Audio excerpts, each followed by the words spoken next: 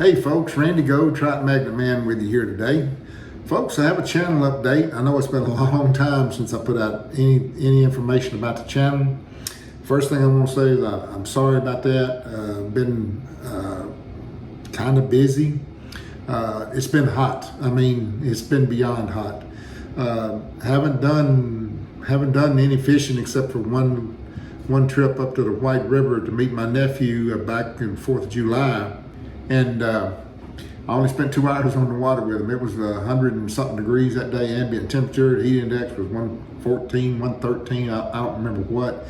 I fished 2 hours, caught 5 fish. We'll talk about that in a little bit.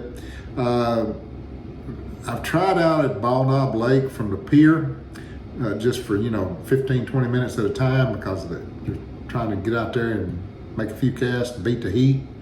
Haven't done any good. Need to get a boat. And that's the first big update I got to report is I inked the deal on a boat back in June. Checked on the boat progress today. The boat is being delivered next week. Now, it's going to be another 6 weeks till I get the boat because the boat is basically just a bare metal boat. There's no paint, no flooring, no anything in it. Because I'm having all that done at the marine dealer where I bought the boat. There's a lot of customization on it. I'm really excited about this boat. I'll try to get some pictures put into the video here where you can take a look at the boat.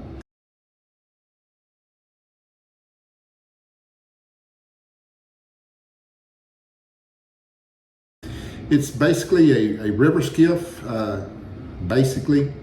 I think it's going to work out fine for fishing small lakes and the Little Red River and the White River. It's 18 foot long, 56 inch bottom. It's wide open. Everything in it's open. Going to have 3 spider chairs in it. It's tiller steer. Going to have rod trays, no live well. It will have a sonar, side imaging, because I'm going to bluegill fish. Y'all can count on that. It's going to have a bimini top where I can get in the back of that boat and take a little break in the shade because I'm telling you folks, getting old and the heat, it gets to you. But going to be powered by a 60 horsepower jet, Tohatsu 4-stroke. Going to take me a little while to get used to a jet drive. I've never been in one. I say I haven't been in one. I've been in one. I've never driven one. So there's a little bit of a learning curve there, I'm sure, from running the prop out board. But I don't expect to have any issues with that. Really looking forward to getting it. I debated a long time about a boat, and it's a lot of money. I'm getting older. I knew I wasn't going to quit fishing, but I thought, I really want to make that kind of investment. How much longer am I going to be? How much longer am I going to want to put in a boat, food with it, fish, keep it clean, so on and so forth. And I will keep it clean. That's just the way I do with my stuff. But anyway, I decided, okay, I'm going to get a boat. And then we were out driving one day, and my wife just come up and said, we need to go and get this boat. So we just made the drive over to Mighty White Marine over in Augusta, Arkansas, and signed a deal to get a boat. So hoping to get that in the next 6 weeks and get back to fishing. Fall is coming. Trout fishing on Little Red is usually pretty darn good in the fall. I'm hoping to find them shell cracker over at Ball Knob Lake. I think there's plenty of them in there. I don't know that for sure, but I'm thinking that. So going to try to find them. Let me tell you about my fishing trip on the White River. I took a Caribus Extreme, the 6.5 model, I think it is, the light action. I had 2 reels, both of them spooled up with Varivas double cross P line in the 11-pound range. Now that's not ultralight, folks, I understand that. The rods are ultralight. I also took the Major Craft glass rod, the area glass rod, 6'4", to fish with. I fished with a D2 jig. Trout Magnet is now selling D2 jigs. And first thing, let me tell you about the D2 jigs. If you're wanting to catch some trout in deeper water, fast water, D2 jigs are the ticket, folks. They are the real deal. They catch big fish. Let me think how I want to word this. They catch plenty of fish just like the Trout Magnet do, except they're designed for deeper and faster water. But the rods I took were not the appropriate rods to fish that jig. You need a very fast, medium light action rod where you can get a hook set, because 90-something% of the time those trout are going to hit that jig on the fall. You need all the assistance you can get for feeling them. You need something with a backbone with a very fast tip where you can get a hook set in them fish. I had a bunch, I don't know how many fish I didn't hook. I only caught a total of 5 fish, but I had several that I missed. But I didn't have the right rod. That Major Craft full glass area stage rod is a great rod. I had a lot of fun with it, and it's got the backbone. Once you hook a fish, I don't care how much current, I don't care how big the fish is, that rod can handle it. And the rod really has an ultralight action. It's very soft. It's almost, I don't want to say it's noodly, but it's almost noodly. But I'll tell you something, that rod fishing spoons or crankbaits would be ideal if you're fishing heavy water, or any kind of water really, but in heavy water it is ideal because it has a butt. It has a butt where you can lay into a fish and get him in. As I said, I fished the double cross PE line from Varivas. That is a must when you're fishing this jig. Now, I'm no expert on fishing this jig. This is only my first time out. I fished the jig before, but this is my first time out where I got into some good fish, meaning, 18, 19-inch trout. And I didn't do any video because folks said it was too hot. The camera wouldn't work. It was overheating, so I said, I'm not fooling with this. Not today. I mean, it was just brutal. So I said, there's no video today. But like I said, I'm no expert on fishing the D2 jig, but I'm gonna tell you something right now. When I called the wife to come pick me up at the boat ramp, told my nephew it's time for me to go, I gotta get out of here. My nephew, by the way, on that day, but he picked me up, he'd fished that morning, he picked me up at noon. I think he'd got 50, 60 trout, anywhere from 18 to 21 inches. I mean, it's just, D2 jig's just a phenomenal lure. But I'm no expert. When wife picked me up, I said, I don't have the right rod to fish that jig. I just don't. So she said, well, you need to order the rod. So I came home and I ordered a Major Craft medium light Days 2-piece spinning rod. And believe me, that's going to handle the D2 jig and larger trout very well. I also ordered just recently a Days light action rod to throw the D2 jig into 1/16 ounce weight. The medium light is not rated to throw a 1/16, and while I'm sure it could, I'd just rather have a rod that would handle that better. So I ordered the same rod, just a light version. And it's with all Major Craft rods. Now, like I said, I know that's not ultralight rod, folks, but I'm out here, especially when I fish the White River, and I plan on doing that in the next few years. I mean, I say the next few years. Over the next few years, I plan on making several trips up there. It's just, the fishery's just too darn good. I mean, it's just, you can literally almost at will catch all the 18, 19-inch trout you want. And to me, that's a lot of fun. But like I said, that's no place for ultralight rods, not when they're generating. And when they're not generating, someplace you can't even put the boat in. I mean, it's just water goes down to where it's ankle deep in a lot of those places, which is kind of surprising when you see it on one generator and then no generators, but that's the way it is. But ordered those 2 rods. Of course, I already have the medium light, and I paid $137 for it. And any of you are looking for a good bass type rod, which is what that is, the Days for $137. Trust me, folks, it's a bargain. You get something like that here in the States off the shelf that's comparable to that rod, you're going to pay over $200. It's just a fantastic rod. As I said, I took the Caribus, and the guides on the Caribus, for those of you who have that rod or you have any of the Diplomatic Streams, the last 4 guides on those rods they're 1 millimeter opening, and it's not really designed to cast 0.6, the 0.6 PE. It's just not. So I put that rod down pretty quick because I said, I'm gonna get in trouble with this. But casting the 0.6 PE with the fine tail area stage full glass rod, that cast great, and it was just fantastic. I also used a couple of casts up there, the Eden Heavy Sinking Minnow, which it catches trout too, folks. And when that's you're twitching that, it's quite a hit when they hit that thing and you're on a tight line retrieve. That's pretty good feeling. But didn't fish the trout magnet any up there because the water was just too fast. It wasn't necessarily too deep, but it was just too fast. You wasn't going to be able to work a trout magnet up there. That wasn't going to happen. See, what else have I been doing? Been getting the shop reorganized to get ready to, we're dividing up the shop. Half of that shop's mine, half of it belongs to my wife. And she's being very gracious about it. I want, where I can walk all the way around my boat. I don't want nothing in the way. I mean, we don't have too much stuff in the shop. It's just I need to get it organized. I'm on the lookout for replacement jig heads for the Daiwa Gekkabajin saltwater light game jig heads with the Saxass hooks. I love those things. I wish they still made them. They do not. Absolutely love them. I have ordered Major Craft Jig Para light game jig heads, and they're nice.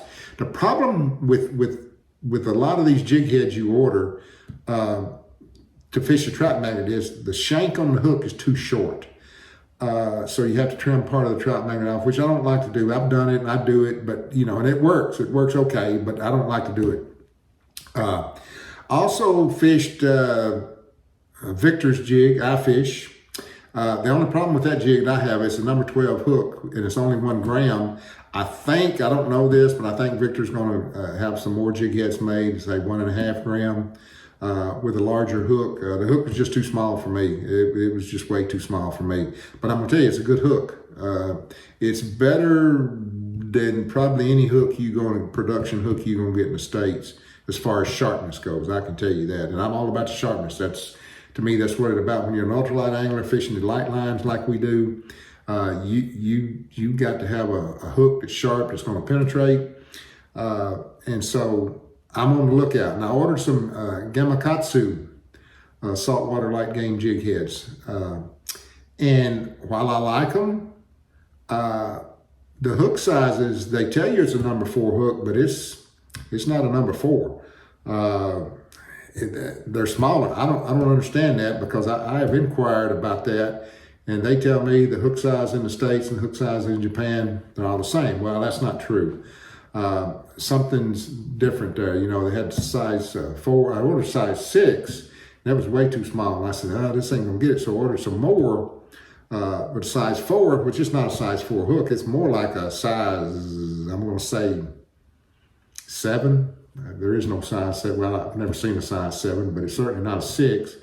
And it's a little bit bigger than an 8. But anyway, now the hook on those Gamakatsu saltwater light game jig heads is nice. It's good. It's sharp. It'll get you. It will get you. I mean, it's flat. It's sharp. And I fished with them, in my excursions over to Ball Knob Lake to fish off the pier. I fished with them, and they catch and hold fish. But I'm not sure that's going to be a good replacement that I want to, spend a lot of money on to buy a lot of them. I'm just so in love with the Daiwa Gekkabajin jig heads, the Saxass. It's going to be hard for me to find something that I'm going to say, okay, this is just as good. I can find something that's probably going to be close. But I'm looking for something that's just as good, and I'm going to continue to look. Going to try some Jackall jig heads, and we'll keep y'all informed about that. As I said, folks, the videos they're gonna come back up as soon as I get the boat. It's been very hard to fish off the bank over here because there's not a lot of bank fishing opportunities, and the heat has kept me from trying anything. Basically, I mean, it's just been hot day after day after day after day. And I can't take the heat anymore. That's just a fact. But we're going to continue to march. See what else I want to discuss. Of course, a couple of you have asked me about the Major Craft full glass 6'4" area stage rod. And I'm going to tell you, if you're looking for a rod that can handle big fish and it's got a soft action to give you a lot of fun, that's a good rod. And let me tell you, and of course, I had braid on that rod. I hadn't fished it with nylon at all. But the braid on that rod is, you get pretty good sensitivity with that rod. I'm kind of surprised at it, to tell you the truth, because it is a fiberglass rod, but it's not like your granddaddy's fiberglass rod. It's I don't know. There's other materials in there. But it's more sensitive than the fiberglass rods of years gone by, I can tell you that. But I like it, and I will fish it. It will be, for casting spoons or cranks. It'll be with me. That's a fact. Going to order some rods as soon as I get the boat. I say rods, ultralight rods. I'll get back into purchasing gear. I also fished on this trip up the White River. I tried out for the first time on Big Fish, the Abu Garcia Revo Beast. It works great. It works very well. As I've said about the Beast when I did the first video on it, the thing about those reels, while it's not a heavy reel at all, I say not at all. It's heavier than the Daiwa LTs. It's heavier than a new Vanquish. It's certainly heavier than a Xenon. And what happens when you use these light reels, these 140, 150 gram reels, I like that. I get used to it. And I'm like, if I get 170, 175 gram reel, 180 gram, I don't like it. And that's not a good way to be, because the reel is fine. And I'm thinking, back in 2015, 2016, it was common for me to fish with reels that weighed 220, 225 grams. But once you start fishing with these reels that weigh 140, some of them now down to 135, you don't want to go back up and wait. You don't want to do that. It's just so nice to fish with those things. But I will, as time goes on, I will start buying more gear and do reviews on that. I was watching one of Victor's videos, and like he said, you can't buy it all. You buy so much of this stuff, and pretty soon you start running out of money. And you're either going to have to sell some, which I've sold a few rods over the years, but I don't like to do it, because after selling them, I wind up a year later saying, I wish I'd not sold that rod. But you just can't buy them all. You just can't do it. But anyway, going to continue to buy gear and give you reviews on it. I bought some new trout spoons, some Daiwa, I forget the name of them. They were in the abalone colors, the Daiwa Edge, I think it is. They were on sale from Digitalk, so I bought some of them. Gonna try them out up on the Little Red and the White. We get back up there. Trying to think what else I bought. Well, I think that's probably it. Gonna do some more reviews of the Varivas lines, especially the Double Cross PE. That's an amazing line, folks. With that, it's mixed with the polyester line. It's still a braided line. Don't get me wrong. It's no stretch to it. It's extremely sensitive on tight line. But with that braid, it makes it sink on a 1/8 jig head or 1/16 ounce jig head. That's important if you're trying to get that down for fishing trout closer to the bottom. Now, like I say, it's not an ultralight line, but it's a game changer. For me, it handles better than to me.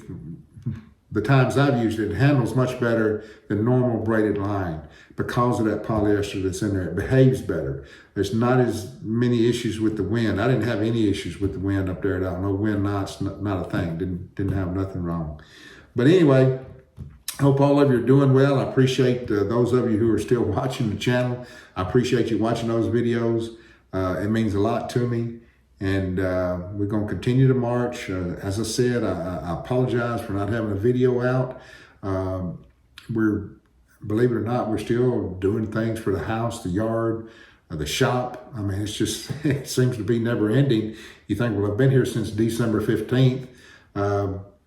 But we're always finding something to do. Hopefully that's going to slow down. I hope so.